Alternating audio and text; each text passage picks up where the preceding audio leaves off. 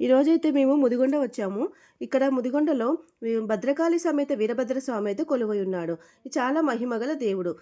ఇది స్వయంభుగా వెలసిన దేవుడు. ఇక్కడ శివరాత్రి నుండి 5 రోజులు బ్రహ్మోత్సవాలు జరుగుతాయి. శివరాత్రి రోజు కళ్యాణం జరుగుతుంది.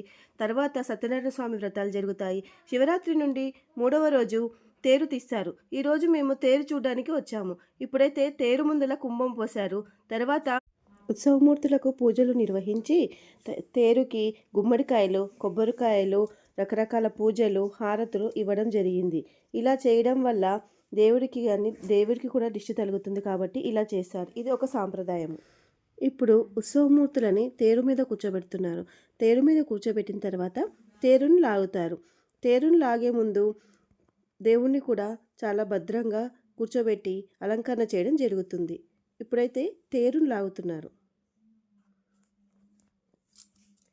ఇలా తేరుని లాగిన తర్వాత గుడి బయటికి వెళ్ళిన తర్వాత ఆ ఊరి వాళ్ళు ఈ ఊరి వాళ్ళు తేరుని అటు ఇటు గుంజడం అనేది ఆనవాయితీ.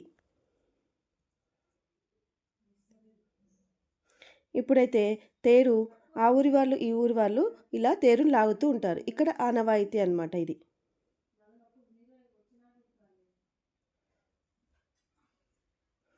ఇలా తేరుని లాగిన తర్వాత గుడి లోపలికి తీసుకువెళ్ళడం జరుగుతుంది.